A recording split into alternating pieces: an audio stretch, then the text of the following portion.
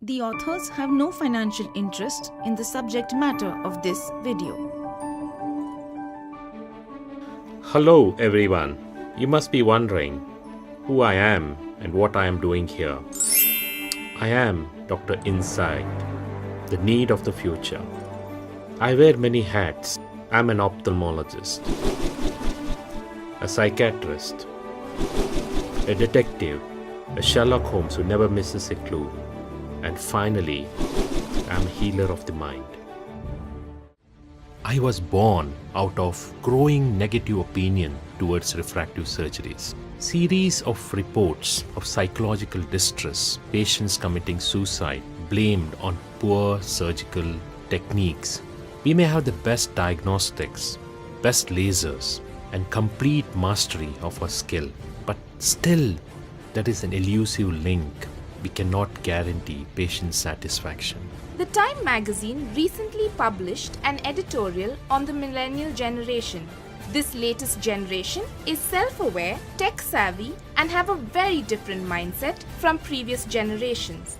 The problem arises because we as doctors are used to studying the human brain, which we can dissect scientifically. But we need to understanding the human mind. Each person's mental state depends on their beliefs, their experiences. Its dimensions are limitless. Unfortunately, when our inner voice is unhealthy, we no longer maintain a power of reasoning. So how can we assess the mind objectively? A quick search online will lead you to EYESENCK Personality Inventory. It consists of yes or no questions and grades of personality based on how extrovert you are, how neurotic you are. It also has questions to give us a falsification score. It does classify a person as sanguine, choleric, megalocholic, or phlegmatic. Of these, unstable and high neurotic scores are usually the ones who come to us perpetually dissatisfied. These patients often present to us with complaints such as ghosting, doubling of objects, ocular discomfort. We use a O3 algorithm where we do a complete ocular examination, detailed optical examination which includes topography, aberrometry, and finally an orthoptic evaluation. So we asked 250 patients for their post-operative satisfaction. We found that 7 patients were unhappy. Majority had orthoptic imbalance. These patients were also found to have unstable personality types. But what is the connect? The neurological control of accommodation is influenced by state of mind. The near triad depends on coordination between convergence, lenticular accommodation, and pupil constriction. An imbalance of this often triggers a visual disturbance. This can be detected by instruments to measure real-time accommodation, showing a high baseline accommodation. This is what leads to blur and double vision. So how can we integrate this into our practice? Patients who are noticed to display odd or aggressive behavior are asked to fill out a personality questionnaire. We also need to be very vigilant in our observation for clues in patients. We notice how they speak, continuity in their thoughts, the way they dress, the relationship they have with their family members for possible cause of emotional turmoil. If we observe normal behavior patterns, we can go ahead with surgery hassle-free. But when we observe certain suspicious but not specific signs, we take extra precautions prior to surgery. But if we observe outright abnormal or red flags behavior, it is better to refer the patient for professional help and defer surgery. But referring to a psychiatrist can often be a taboo topic. Be very careful when you use the word mental illness and blame an organic or physical cause. Be sure to have a good psychiatrist with whom you can discuss this case. You also request the patient to come for orthoptic, both home-based and office-based treatment. Let's start off with few cases.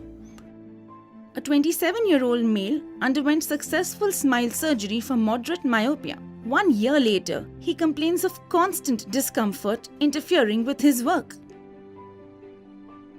His topography and ocular examination were normal, but a barometry picked up an accommodation spasm. If you observe his scans carefully, you will notice an abnormally fluctuating pupil diameter and a consequent unstable refraction. The psychopathic control of pupil response is well established. You should rule out a personality disorder in him. You're right, Dr. Inside. He had a high neuroticism score and on probing gave history of substance abuse and unnaturally high expectations. Such patients require professional counseling and gradual de-addiction program for the improving their mental health, and process require patients to have the right effect. Let's discuss one more case to clarify this. Sure, Dr. Insight. I remember a 28-year-old PhD scholar who wanted LASIK surgery, and as such, she was a viable candidate. But our trained staff noticed some odd behavior in her, and she was extremely irritated about having to wait for any small period of time. When she met me, she told me sometimes her vision gets blurred when she is stressed, typical of pseudo-accommodative spasm. Surprisingly, her personality type was stable. She confessed she was worried about clearing her exams. My psychiatrist friend explained that every person faces times of temporary stress. We don't need professional help here. However, it is better to defer surgery till acute stress is past. Thanks, Dr. Insight. This questionnaire helps us predict which patterns can be problematic. It also helps us decide when to take extra precautions before operating, and it prevents us from operating where the patient will never be satisfied.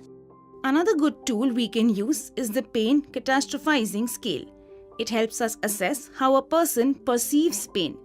We can use it for our cataract practice to decide which patients would not be able to tolerate topical anesthesia. Only if we had known when to be cautious, we could have avoided operating in some patients, which ended up being disasters for both us as doctors and for the patient and their family. Hey, that's all for now. I'll meet you next year with some more insights into human behavior and mind. But I forgot to tell you something. You don't need me all the time because I'm in you all the time. I'm simply a more wiser, sensitive, and insightful version of you. You have the power to be the same superhero, the insightful doctor in this video.